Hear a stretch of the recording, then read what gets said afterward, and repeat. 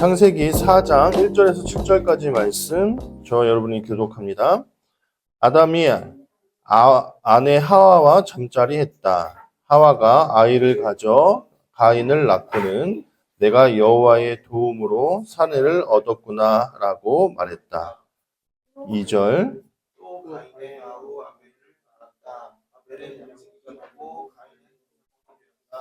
그러던 어느 날 가인은 땅의 열매 가운데 얼마를 여호와께 예물로 바쳤다.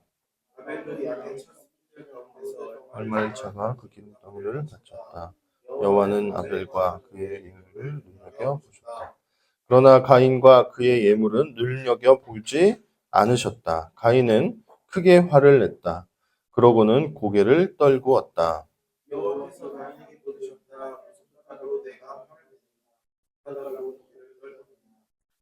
함께 있습니다. 내가 행동을 잘한다면 고개를 들 수 있지 않겠느냐? 그러나 행동을 잘하지 못한다면 죄가 문 앞에 숨어 기다리고 있다. 너에게로 죄의 욕구가 향하고 있더라도 넌 이겨내야 한다. 아멘. 함께 어떤 것을 받으시나요? 라는 제목으로 함께 설교를 나누도록 하겠습니다. 이러면은 제가 편집할 때 이상한데 어쩔 수 없습니다. 자, 여러분 저한테 제가 한번 여러분들 질문하겠습니다. 저한테 선물을 주십시오. 지금 선물을 주셔야 됩니다. 생각하셔야 돼요. 그럼 여러분 저한테 어떤 선물을 주시겠습니까? 어떤 선물을 해주시겠습니까? 아니요. 물건이요. 건강은 제가 알아서 건강할 테니까. 자, 저한테 어떤 선물을 주시겠습니까? 다 끝나셨으면 저랑 눈을 마주쳐 주십시오. 저한테 어떤 선물을 주시겠습니까?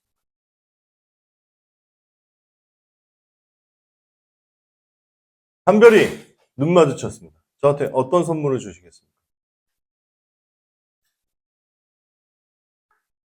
마이크요? 마이크요? 마이크? 왜요? 이거 마이크 안 좋아요? 더 고가의 마이크로 사주려고요? 메가 커피 만잔 타야 될 수도 있어요. 왜 마이크예요? 응? 이걸로? 네. 어쨌든 그거를 생각했다는 거. 그 핸드 마이크 하나 사긴 해야 됩니다. 이거. 지우는 뭐 선물해주고 싶어요, 아빠한테? 핸드폰 케이스. 왜요? 핸드폰 케이스 왜요? 핸드폰 케이스가 지저분해요? 어쨌든 뭔가 생각했다는 거죠. 우리 도현이는 저한테 뭘 선물해 주시겠어요? 네, 수면양. 아주 가족이 발이 시렵긴 하네요. 자, 우리 그러면 윤정희 집사님은 저한테 뭐 선물해 주실래요?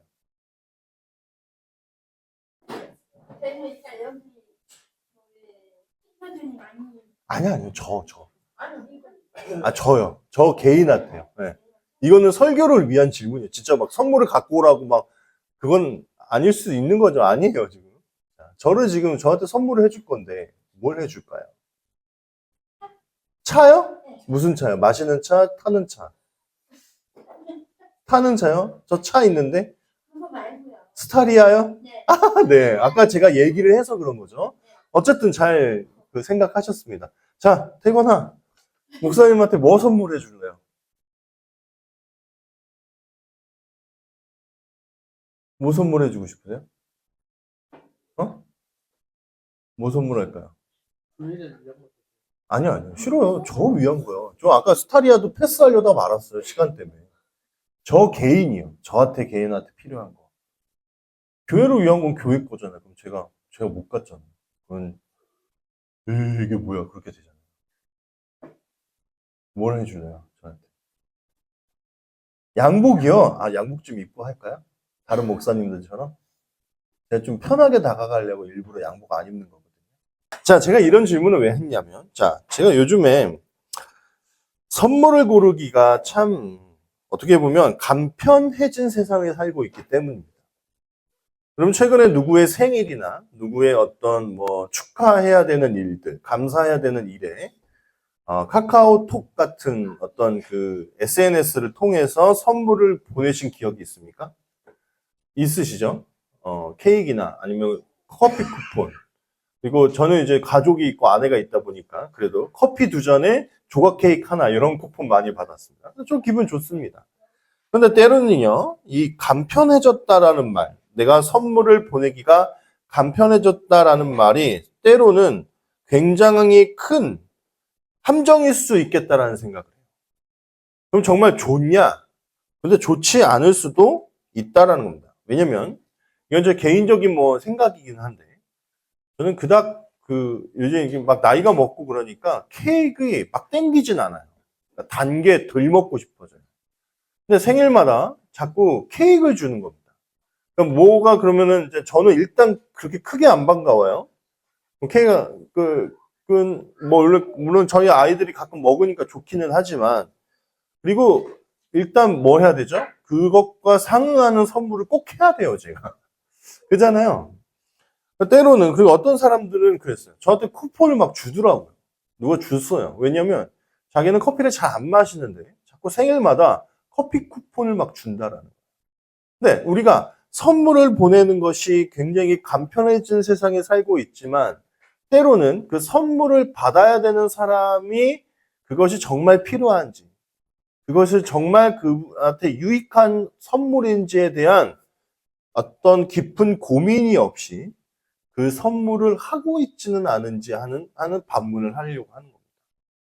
예전에는 그런 것이 없었습니다. 그러면은 어떻게 선물을 준비합니까? 우리 아빠가 넥타이가 필요한가? 아니면 겨울철에 장갑이 필요한가? 아니면 우리 아빠가 구두가 많이 헐어서 내가 구두를 선물해 주는 것이 좋을까? 우리 엄마가 뭐가 필요한가? 이런 고민들을 굉장히 많이 하고 그리고 그러면 그거에 대한 어떤 비용을 모으겠죠. 그죠? 그 비용을 준비하고 그리고 그러면 그게 바로 살 수 있습니까? 아닙니다. 매장을 막 돌아다녀야 됩니다. 매장을 돌아서 굉장히 우리 엄마 아빠와 어울리고 잘 사용할 수 있을 만한 어떤 물건을 어렵사리 구해서 그것을 포장해서 준비해서 짜잔 해서 전달하는 그 과정. 그러니까 예전에는 선물을 하는 것이 정말 복잡하고 어떻게 보면 귀찮고 힘들고 어려운 일이었을 수도 있었다라는 거예요. 근데 오늘날은 너무나 간편하죠. 장갑 필요해? 그거 다 됩니다. 다 쇼핑이 돼요. 그래서 주소 물어봐서 보내면 됩니다. 그리고 받기를 할 수 있더라고요. 제가 주소를 입력해야 돼요. 그러면 와요. 그런데 정말 그 사람을 정말 깊이 생각한 선물이 아닐 수도 있다라는 생각을 하지 않을 수 없다라는 겁니다. 누군가는 그것이 필요하지 않은데, 즐겨하지 않는데, 다이어트 중이어서 케이크나 아이스크림 먹는 것이 싫을 수 있는데, 우리는 막무가내로 선물을 전달하고 있다라는 겁니다. 겉으로는요, 표현할 수 없지만 그렇게 아무런 생각 없이 전해지는 선물에 때로는 받는 사람이 기뻐하지 않는다라고 해서 왜 기뻐하지 않습니까? 라고 말할 수도 없다라는 겁니다. 그러니까 그냥 기뻐하지 않을 수 있는데 그냥 넘어가는 것은 껄쩍지근하니까 그냥 인사치레로 하는 그러한 선물이 될 수도 있다라는 겁니다. 제가요, 아벨과 가인의 제사 문제를 가지고 묵상하다가 떠오르는 생각입니다. 왜요? 하나님께서 누구의 제사는 받고 누구의 제사는 받지 않으셨습니다. 누구의 재물은 기뻐했다라고 이야기하고 누군가의 재물은 기뻐하지 않았다라고 합니다. 받으시는 분이 하나님이시니까 일단은 우리는 뭐 하다고 생각합니까? 하나님의 뜻이, 의중이, 생각이 있겠구나 하고 생각할 수밖에 없습니다. 하나님께서 아벨의 제사는 받으셨고 기뻐하셨습니다. 하지만 가인의 제사는 받지 않았습니다. 예전에 성경을 모든 것을 예수님의 희생과 연관시키려고 하는 그런 부류들이 이 문제를 가지고 뭐라고 이야기했냐면 아벨은 양을 드렸잖아요. 근데 이 양은 누구의 예표가 됩니까? 예수 그리스도의 예표가 됩니다. 그런데 곡식을 드리는 가인은 그 제물이 하나님께 맞지 않아서 그걸 받지 않으셨다라고 그렇게 해석하는, 그렇게 이 본문을 해석하는 사람들이 꽤나 많았습니다. 근데 가만 생각해 보십시오. 나중에 가면요. 이 농사꾼인 그 가인은요. 그럼 어떻게 해요? 양을 안 키우는데. 양을 안 키우는데 그럼 어떡하란 말입니까? 나한테 없는 거를 왜 하나님께서 요구하시냐는. 하나님이 옛날에 그 아주 악덕한 군주는 아니시지 않습니까? 그런 조선시대 왕들이 있었어요. 그 지역에서 뭐가 안 나. 인삼 이런 거 안 나. 근데 그런 걸 올리는 품목으로 해야 됩니다. 그러면 어떻게 해야 됩니까? 옆에 마을에서 어디 멀리 가가지고 그것도 비싸게 돈을 주고 또 인삼을 해서 올리고 뭐 이런 악덕한 일들이 있었어요. 뭐 하나님 그런 분이십니까? 양을 안 줬다고요? 양을 안 바쳐서 막 안 받고 그러시는 하나님이시다라면 약간 하나님의 성격이 좀 이상하신 걸 수 있습니다. 그런데 레위기에 가면요 5가지의 제사법이 등장합니다. 번제, 화목제, 소제 뭐 이런 게 약간 그죠? 속건제, 속죄제 이런 게 있어요. 근데 그 중에 제물도 여러 가지가 있습니다. 번제를 드릴 때도 소나 양이나 비둘기나 곡식으로 드릴 수 있어요. 번제는 다 태워 드리는 거잖아요. 그러니까 소를 다 태울 수도 있고 비둘기를 다 태울 수도 있고 양을 다 태울 수도 있어요. 곡식을 다 태울 수도 있어요. 왜 제물에 이런 차등을 둘까요? 한별아, 이런 제물에 차등을 왜 둘까요? 누구는 양밭이라고 그러고, 누구는 소밭이라고 그러고, 누구는 비둘기밭이라고 그러고, 누구는 곡식밭이라고 했단 말입니다. 왜 그럴까요?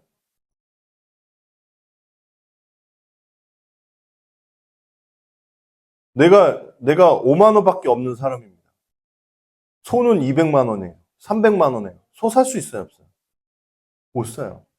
그러면 내가 5만 원밖에 없기 때문에 소를 못 사서 제사를 못 드린다. 그럼 이 사람의 죄는 계속 있어야 되는 겁니다. 돈이 없기 때문에.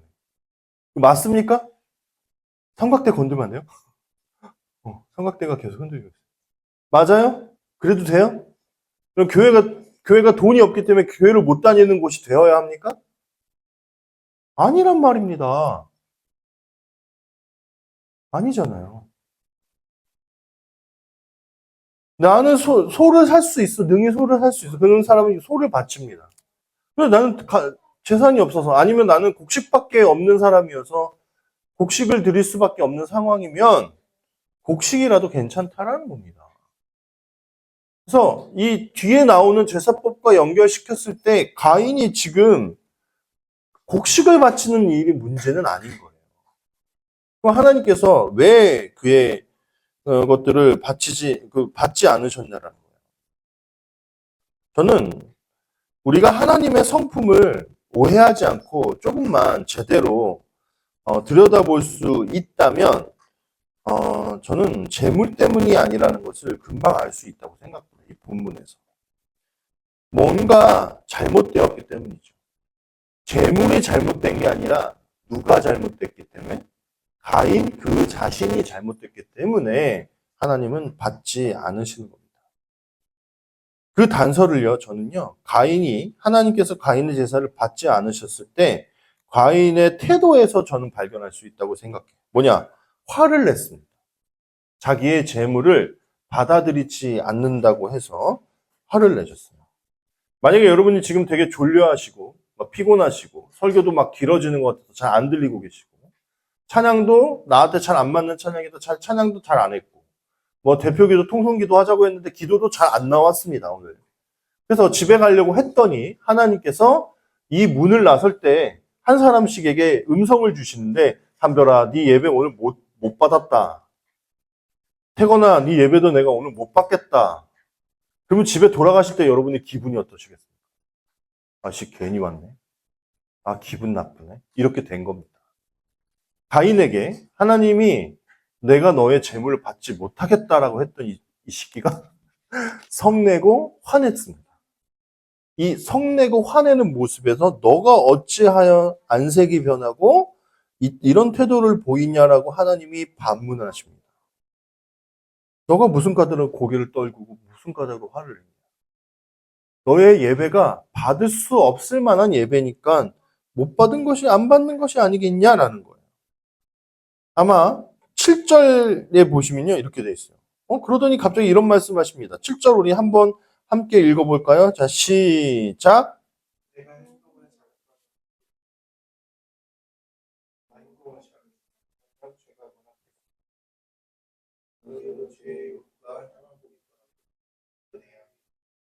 자, 지금 여기 완전 답이 나왔죠. 가인의 예배를 못 받으신 것은 그의 재물 때문이 아니라 그의 행동 때문이었습니다. 그러니까 그의 인생 때문이었어요.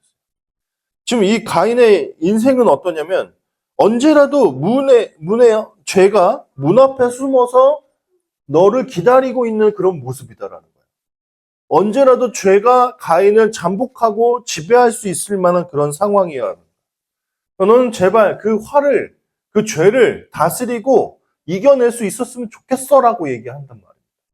그러니까 여기에서 가인의 예배를 받지 못하시는 이유가 있었던 거예요. 재물이 아니라 가인의 예배 자체가 선하지 않아요. 예배를 드리면서도 어떻게 하면 하나님 통해서 뭔가 한몫 챙길까? 뭔가 괜찮은 일을 할까? 아니면 제사를 드리면서도 딴 생각했는지도 모릅니다. 제사를 드리면서도 형식적이고 마음 없고 그냥 대충 아벨이 옆에서 하고 있으니까 아유씨 나도 해야지 하면서 그렇게 예배했을 수 있다라는 거야. 아니면 그의 삶 자체가 엉망일 수 있었겠죠. 하나님의 뜻과 하나님의 마음과는 전혀 관심이 없고 그냥 호랑방탕하게 마음대로 그렇게 살았던 그러한 모습 때문이었는지도 모릅니다. 여러분, 여러분의 예배가 늘 받아주시지는 않을 겁니다. 여러분도 아마 아실 겁니다. 그렇다면 우리가 하나님, 가인처럼 왜 제 예배를 안 받으십니까? 이거 시간 내서 나오는 거예요. 그렇게 하실 수 없다라는 거예요. 가인처럼 이렇게 예배했던 그러한 사람들은요, 오늘날까지도 이어집니다. 나중에 제사를 드리던 사람들 중에는 어떤 사람들이 등장하냐? 소를 흠없는 거, 좋은 거 하나님께 드리라고 했거든요. 근데 여기에 자꾸 타협이 들어갑니다. 에이, 내가 지금 약간 좀 좋은 소를 사기에는 좀 모질란데 돈이. 약간 좀 흠도 있고, 약간 어디 상처도 있는 그런 소 사서 제물하지. 이런 일들이 반복되게 되는 겁니다. 여러분, 우리 한 번의 예배를, 우리가 드리는 하나님께 드리는 예배를요, 저희는 소중히 생각해야 됩니다. 이 예배도 실패하면요, 우리는요, 일상에서 또 실패합니다. 역으로 우리의 일상을 잘 다스리고 잘 다듬어야 됩니다. 우리의 일상이 정리되지 않고 하나님을 향하지 않고 아름다운 모습으로 일상을 가져가지 않으면 우리가 이곳에 와서 드리는 예배 때에 우리의 마음도 하나님께서 받지 못하시는 그런 예배일 수 있다라는 겁니다. 그래서 제가 앞에 잠깐 잔소리를 했습니다. 여러분들이 하품 많이 하시길래. 우리의 예배는 오늘 이 시간 11시부터 준비되는 게 아니라 어제의 저녁부터 아니면 일주일 내내 이 한 번의 예배를 위해서 준비되고 있는지도 모릅니다. 여러분 일주일 중에 제가 만약에 굉장히 큰 음란죄를 많은 이런 것들을 하면 제가 아마 이 자리에 서는 게 불편할 거예요. 제가 주일날만큼 우리 아내랑 티격태격 안 하고 오고 싶어 합니다. 왜요? 제가 강대상에서 이 말씀을 전해야 되는데 너무 불편할 수 있기 때문입니다. 아이한테도 화내지 않으려고 되게 노력해요. 왜요? 쟤는 즐겁게 놀지만 난 아닐 수 있거든. 근데 쉽지는 않죠. 그래서 우리 예배를 다시 생각해 볼 필요가 있습니다. 가인과 아벨의 이야기를 통해서. 그렇다면, 안 받은 제사에 대해서 우리가 살펴봤죠. 그렇다면, 아벨의 제사는 왜 받아들여진 걸까요? 아벨은 뭘 그렇게 잘해서? 뭘 잘했다기보다는 그냥 기본을 했던 것 같아요. 하나님께. 히브리서 11장 4절에 이렇게 되어 있습니다. 개역개정판으로 읽어야 됩니다. 이거는 제가 순서지에 넣었는데 한번 함께 읽어볼까요? 자, 시작.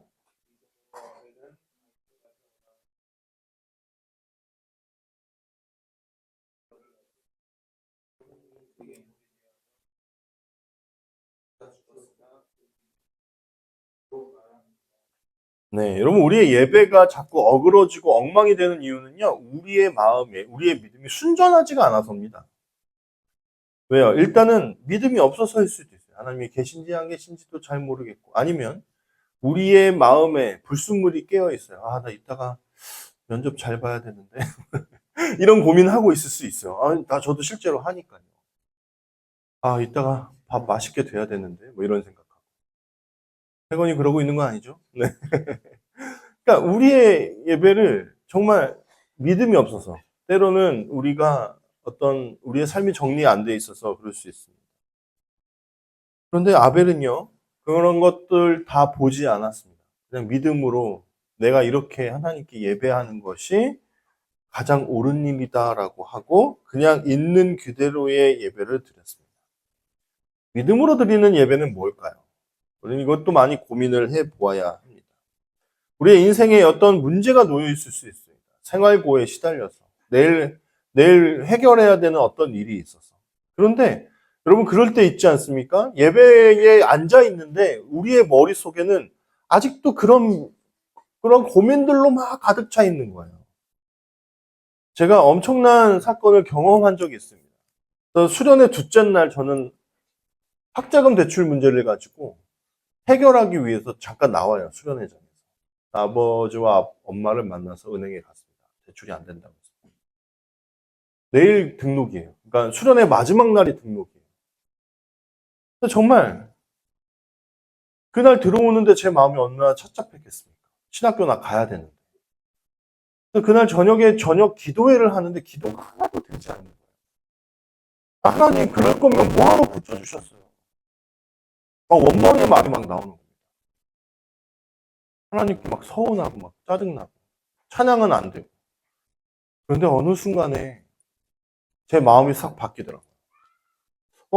이거 붙여주신 것도 하나님인데 하나님이 나를 떨어뜨려서 1년 더 재수하게 한다고 한데 그거 하나님의 뜻 아닐까? 하는 생각으로 마음이 바뀝니다. 그러면서 그 이후에 제 삶에 말로 표현할 수 없는 그 평안함이 찾아왔습니다. 그래서 막 찬양하기 시작해서 찬양이 안 됐는데 막 찬양하기 시작했어요. 그리고 놀랍도록 열심히 수련의 둘째 날을 놀았습니다. 마피아 게임하고 아이엠그라운드 하고 놀았습니다. 제가 너무나 평온한 상태로 있으니까 어떤 누님이 저한테 찾아와서 그런 얘기를 했어요. 혹시 등록금 해결됐어? 그러더라고요. 왜냐면 너무 평안해 보였어요. 제가 그랬어요. 아니요, 안 됐는데. 그래? 그냥 편하게 생각하려고요. 안 되면 안 되는 거죠. 뭐, 그러고 말았어요. 그렇게 하룻밤을 새고, 그 다음날, 물론 이제 엄마도 막 애가 타서 여기저기 전화하고 그러셨겠죠. 큰 이모님께서 등록금을 해주셨습니다. 그래서 할 수 있었어요. 그러니까 여기서 포인트는 그 문제가 믿음으로 갔더니 해결됐다. 이것도 너무 좋은 일이지만 내가 아직 그 문제가 해결받지 않은 그때에 믿음으로써 하나님께 나아가고 기도하고 예배했다라는 겁니다. 그래서 여러분 우리는 기도해야 됩니다. 그래서 우리는 예배해야 됩니다. 자꾸 믿음으로 지기 때문에 가인처럼 예배할 가능성이 너무나 농후한 사람들이기 때문에 아벨을 닮기 위해서 우리는 계속 하나님께로 나와오는 그러한 연습을 해야 된다는 것입니다. 여러분은 어떤 것을 받으시겠습니까? 뭔가 어그러져 있고 망가져 있고 뭔가 빠져 있고 고장나 있는 거 하나님 받으시겠습니까? 아니요. 우리도 그런 선물 받기 싫어하는데 어찌 하나님께서 그런 선물을 받으시겠냐라는 겁니다. 아름다운 것으로 순전한 것으로 내가 오늘 예배를 좀 잘 못했다 할지라도 다음에는 더 아름다운 것으로 예배하셨으면 좋겠습니다. 여러분 헌물하십시오. 헌금하십시오. 여러분들에게 수중에 1,000원이 있다면 100원을 하십시오. 이건 신앙의 훈련입니다. 내가 없기 때문에 못해요. 라는 것은 하나님 앞에 핑계입니다. 더 나은 것들로 하나님께 다만 그 100원을 헌금한다 할지라도 하나님께서 기뻐 받으실 것입니다. 인간은요, 드리는 양 때문에 휘둘릴 수 있지만 하나님께서는 그렇지 않다라는 것을 여러분 잊지 않으셨으면 좋겠습니다. 우리 하나님께 좋은 것을, 아름다운 것을 드리는 그러한 신앙생활, 아벨과 같은 신앙생활 하는 저와 여러분이 되기를 바랍니다. 기도하겠습니다.